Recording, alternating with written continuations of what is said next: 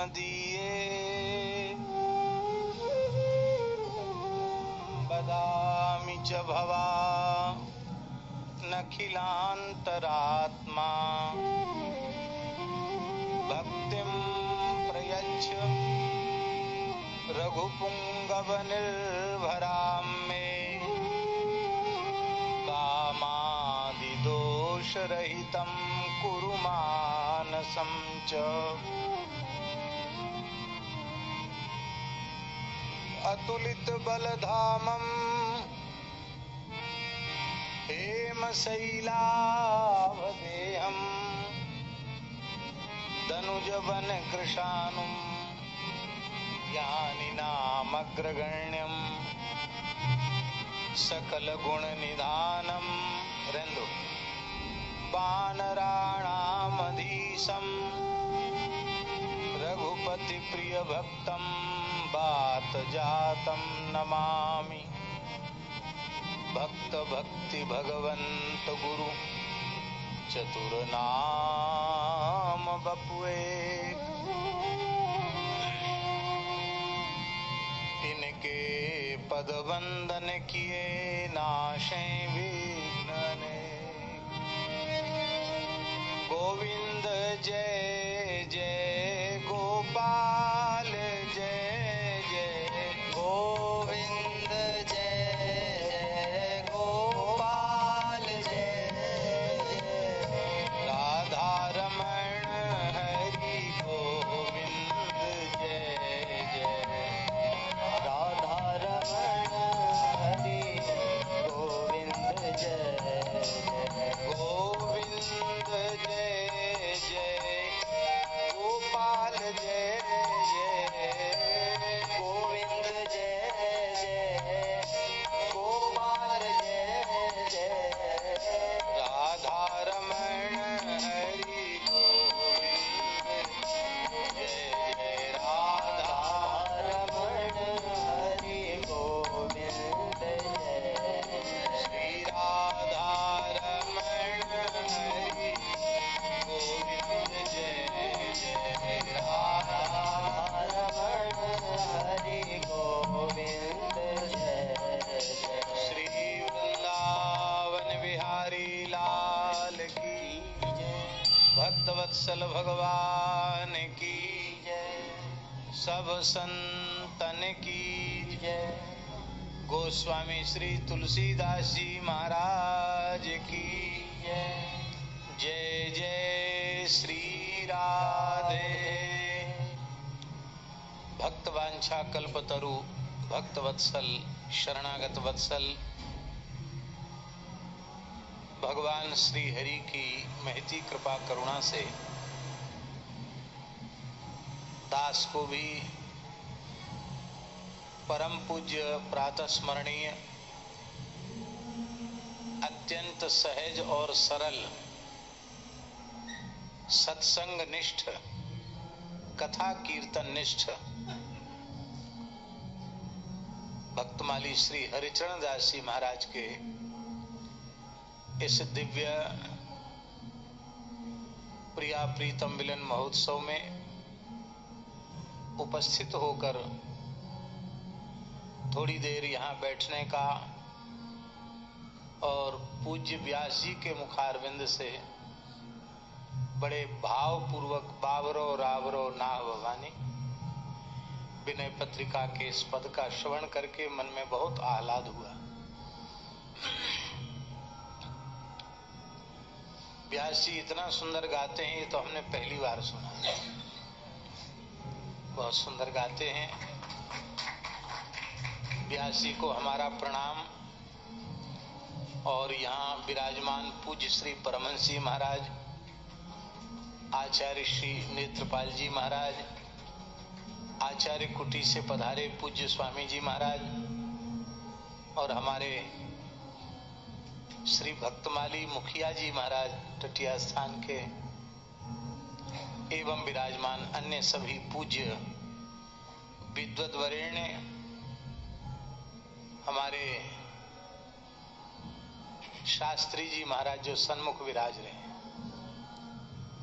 और सभी पूज्य संत सबको हम यथा योग्य वंदन करते हैं।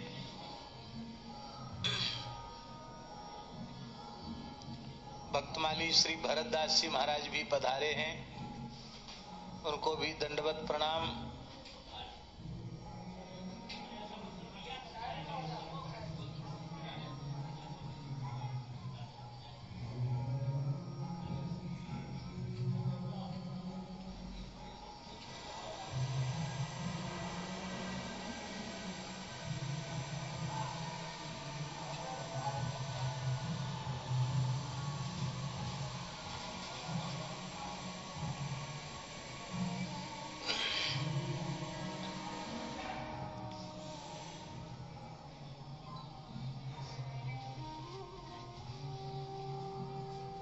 हमने गुरुजनों से एक वाक्य सुना है,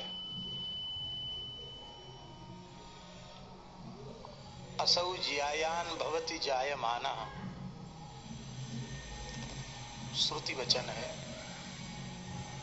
वह यह परब्रह्म परमात्मा जायमानः ज्यायान भवति। जब जब परमात्मा अवतार लेता है तो अपने मूल स्वरूप से और अधिक उत्कृष्ट होकर प्रकट होता है। उसका कारण है कि भगवान के विशिष्ट गुण अवतरित होने के बाद ही प्रकट होते हैं।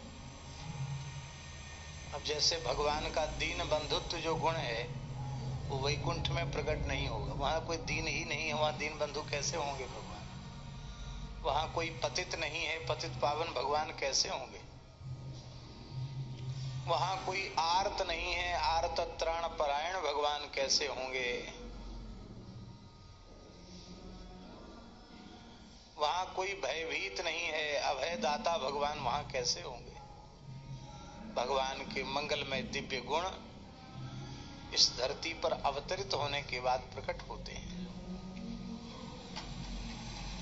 ऐसे ही भगवान के भक्त भी भगवत संकल्प से जब धरती पर प्रकट होते हैं तो उनके जो गुण भगवत धाम में भी प्रायः विलुप्त ही रहते हैं, वे गुण उनके अवतरित होने के साथ उनके मंगलमय चरित्र के माध्यम से प्रकट होते हैं।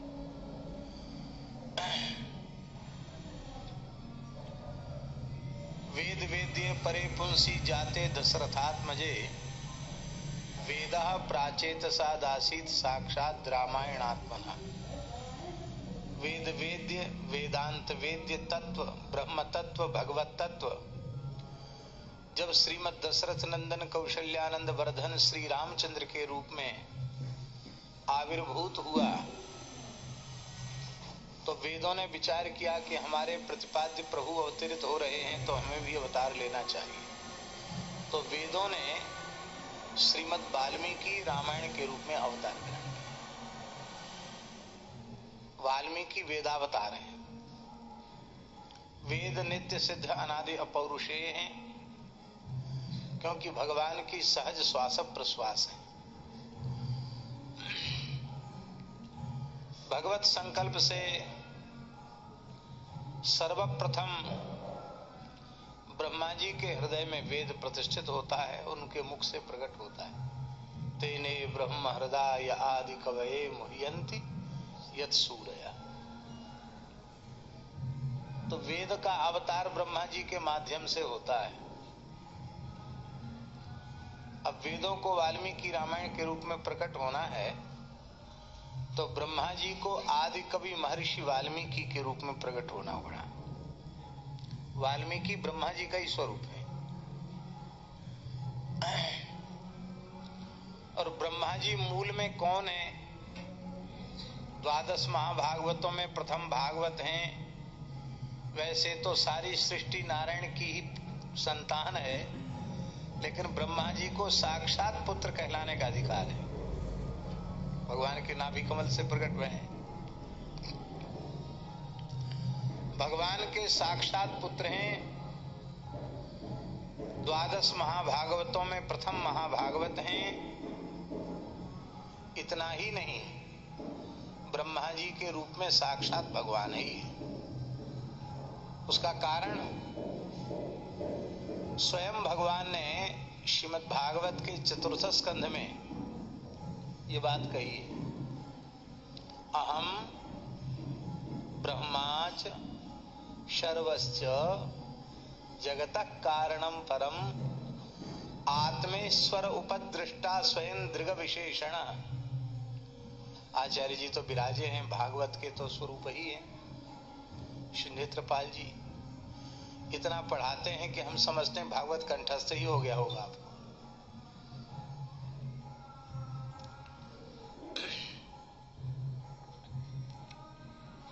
भगवान कह रहे अहम विष्णु, मैं विष्णु, अब ब्रह्मा चाहिए ब्रह्मा जी, और सर्वस्य शिव जी, हम तीनों मिलकर जगत के कारण हैं। इसलिए विवेकी विद्वान पुरुष त्रयाणाम एक भावानाम, हम तीन होते हुए भी एक ही हैं, भाव हमारा एक है। और उदाहरण भी भगवान ने दिया, यथापमान्न स्वांगेषु शिरः पाण्यादिषु क्वचित पारक्य बुद्धिं कुरुते एवं भूतेषु मत्परः।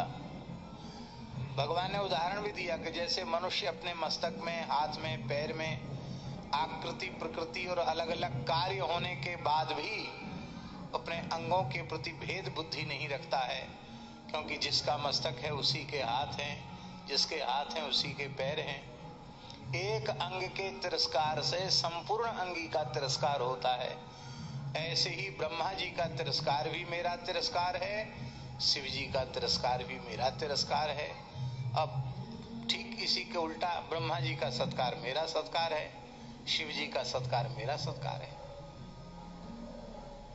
तो इस दृष्टि से देखें तो भगवत तत्व के अतिरिक्त कोई दूसरी चीज है नहीं, तो वो भगवत स्वरूप ही है ब्रह्मा जी। इसलिए श्रीमद् भागवत में हम गलत बोलें तो आचार्य श्री नेत्रपाल जी तुरंत मना कर सकते हैं, टोक सकते हैं। पंचम स्कंध में ब्रह्मोवाच नहीं लिखा है। क्या लिखा है? श्री भगवान उवाच निबोध ताते दमृतम ब्रवीमिते मासूयितम देवमर्हस्य प्रमेयम।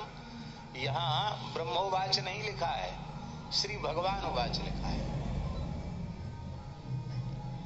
क्या आवश्यकता सुखदेव जी को श्री भगवान उवाच कहने की? इसलिए कि श्री ब्रह्मा जी के रूप में श्री भगवान ही बोल रहे हैं। तो वो ब्रह्मा जी महर्षि वाल्मीकि के रूप में प्रकट भये, और महर्षि वाल्मीकि ही कलिकुटिल जीव निस्तार हित वाल्मीकि तुलसी भयो। महर्षि वाल्मीकि ही गोस्वामी तुलसीदास जी के रूप में प्रकट भये। तो असौ ज्यायान भवति जायमाना, परब्रह्म राम रूप में अवतरित हुआ तो उनके विशिष्ट गुण प्रकट हो गए। ब्रह्मा जी के स्वरूप में उतने अधिक सर्वजनोपयोगी नहीं थे, पर वाल्मीकि के रूप में प्रकट भये। वाल्मीकि रामायण प्रकट हुआ तो पठन द्विजो वाग वृषभत्वमीयात, स्यात् क्षत्रियो भूमिपतित्वमीयात, वणिक जनो पुण्य फलत्वमीयात, जनच्च शूद्रोपि महत्वमीयात। वेद में सबका अधिकार नहीं है, पर इतिहास श्रीमद् वाल्मीकि रामायण में जनच्च शूद्रोपि महत्वमीयात। चारों वर्णों का श्रवण में अधिकार हुआ और पाठ में भी अधिकार हुआ, पाठ में भी अधिकार हुआ, क्योंकि पठन श्लोक के आदि में क्रियापद क्या? पठन द्विजो क्षात्र, पठन क्रिया का अन्वय सबके साथ होगा।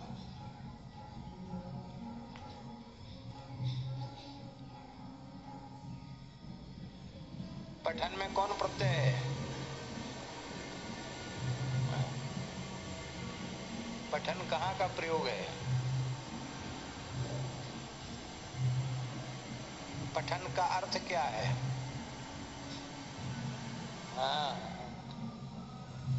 पठन माने पढ़ते हुए, माने वर्तमान कालिक है ना, पढ़ते हुए हैं।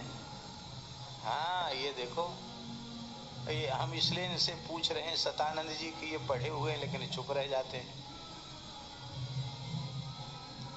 क्षत्रिय जो है प्रत्यय वर्तमान कालिक क्रिया का बोध कराता है। क्षत्रिय और सानच दोनों प्रत्यय लट क्षत्रिय सानचा प्रथमा समानाधिकरणे। तो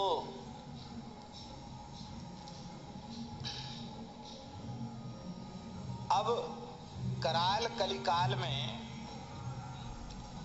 संस्कार, संस्कृति और संस्कृत ये तीनों निरंतर क्षरण को प्राप्त हो रहे हैं। संस्कृति भी, संस्कार भी और संस्कृत भाषा भी।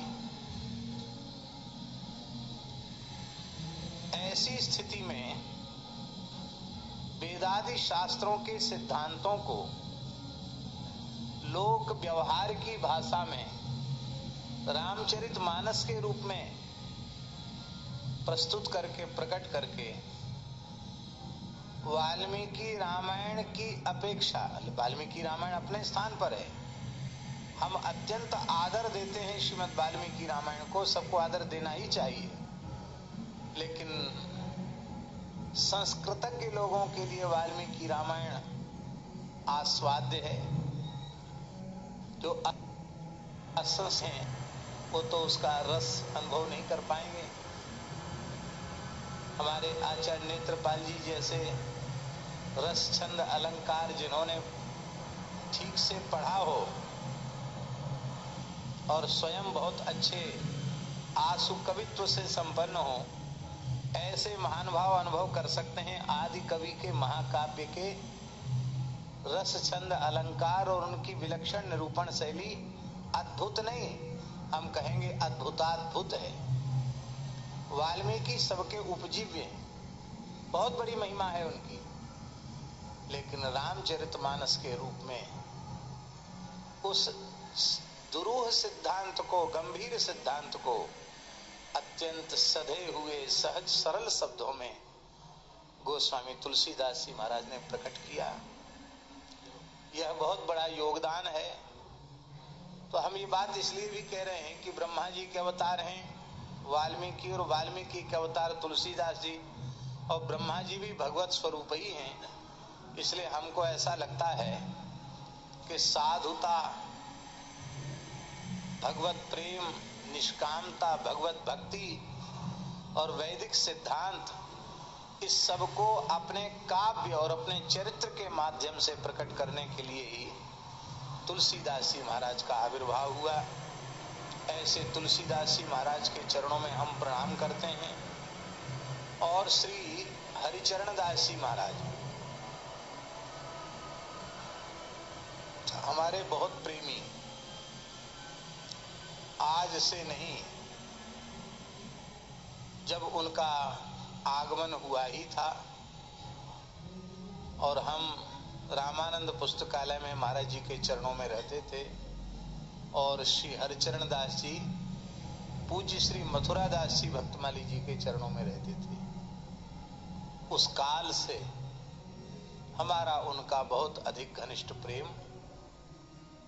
और पूज्य श्री बक्सर वाले महाराज जी ने कहा था कि बाबा सरकार का आश्रय लेकर रहना। बाबा सरकार माने पूज्य गुरुदेव श्री भक्तमाली।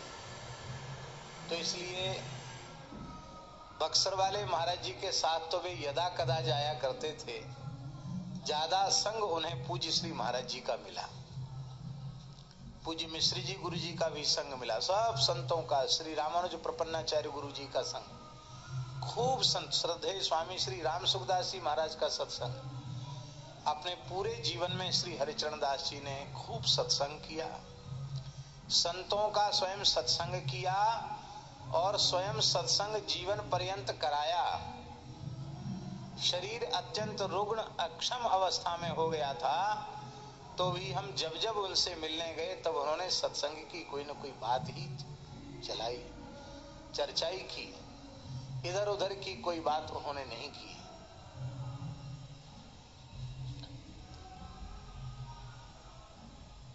उनके पूज्य गुरुदेव अनंत श्री संपन्न श्री भक्तमाली नारायण दास जी महाराज मामा जी, आकस्मिक रूप से वे भगवान की लीला में प्रविष्ट हो गए और हम समझते हैं उसके बहुत लंबे समय तक नहीं, कुछ कितने वर्ष बाद, लगभग 3 वर्ष बाद श्री हरिचरण दास जी भी अपने गुरुदेव की सेवा में चले गए। ओम प्रकाश जी के यहाँ थे जयपुर में, तो हम मिलने गए। उस समय उन्होंने एक स्वप्न हमें सुनाया था, और उस स्वप्न का संकेत यही था कि अब उनको बुलावा आ गया। ये स्वप्न सुनाया था उन्होंने। हमारे यहाँ स्वप्न विज्ञान भी एक विचित्र विज्ञान है। अपने प्रिय पुरुष जो देह त्याग चुके हों, उनका दर्शन हो और वे बुलावें, कोई आज्ञा देवें, तो ऐसा संकेत मानना चाहिए कि हमारा भी समय निकट है। तो उन्होंने कहा कि ऐसे बहुत से संत इकट्ठे हैं और महाराज जी बैठे हैं, बक्सर वाले महाराज जी। मैंने प्रणाम किया तो बोले अब तुम ही कथा सुनाओ। तो मैंने पूरी रात महाराज जी को कथा सुनाई। खूब संत बैठे हैं, सबको कथा सुनाई। ये स्वप्न उन्होंने हमको सुनाया। तो मेरे मुंह पे तो आया कि मैं कहूं कि लगता है कि महाराज जी अब वहीं कथा सुनने के लिए बुला रहे हैं, लेकिन फिर तुरंत हमने अपने आप को रोका। इतने विवेकी तो हम हैं नहीं, जो मुंह में आता है, मन में आता है, उसको हम छिपा पाते नहीं, बोल देते हैं। लेकिन तुरंत हमारे ध्यान में आया कि हम अस्वस्थ अवस्था में इनको देखने आए हैं, तो रोगी के पास जाके यही कहना चाहिए कि नहीं आप बिल्कुल ठीक हो जाएंगे, आप तो ठीक हैं, बिल्कुल ठीक हो जाएंगे, बहुत दिन आप विराजेंगे। ऐसा कह के रुग्ण को धैर्य बधाना चाहिए। ये नहीं कहना चाहिए कि अब आपका समय पूरा हो गया, ये तो ठीक नहीं है। ऐसा मन ने हमारे रोका। तो हमने कहा स्वप्न तो बहुत ही अच्छा है, बस इतनी कहा। और उसके फिर कुछ समय बाद फिर यहाँ आ गए, भागवत निवास में आ गए, और उसके बाद फिर गोविंद विहार में कथा चल रही थी। उसी समय उनका भगवत धाम प्रयाण हुआ। उसके पहले भी हम भागवत निवास में उनसे मिलने गए, तो उस समय भी खूब पूर्ण चेतना थी उनकी और निरंतर भगवत स्मृति बनी हुई थी। लौकिक दृष्टि से किसी भी संत का सहसा अंतर्धान होना अत्यंत पीड़ादायक होता है, क्योंकि उनके जाने से सत्संग का वियोग होता है, उनके संग का वियोग हो जाता है। लेकिन उन संत की दृष्टि से जिन्हें अपने प्यारे प्रभु की अंक प्राप्त हुई है, उनकी नित्य सन्निधि प्राप्त हुई है, उनकी दृष्टि से तो वह बहुत आनंद की चीज है। हम लोगों की दृष्टि से पीड़ा की चीज है। अपने शरीर से हरिचरण दास जी और कुछ लंबे समय तक विराज थे, तो हम लोगों को उनकी वाणी का, उनके संग का, उनकी कथा का खूब खूब सुख मिलता। लेकिन जितना लाभ भी उन्होंने दिया, जो कुछ रचनाएं भी उन्होंने की, गद्य में भी लिखा और पद्य में भी लिखा, यह सब हम लोगों का अवलंब है। उन पूज्य श्री भक्तमाली हरिचरण दास जी के चरणों में हम प्रणाम करते हैं और प्रार्थना करते हैं कि हम सबका प्रणाम पूज्य मामा जी के चरणों में और उनके आराध्य श्री पहुना जी और उनकी जीजी श्री सिया जी के चरणों में निवेदित करें। इन्हीं शब्दों के साथ प्रणाम। श्री राम जय जय राम।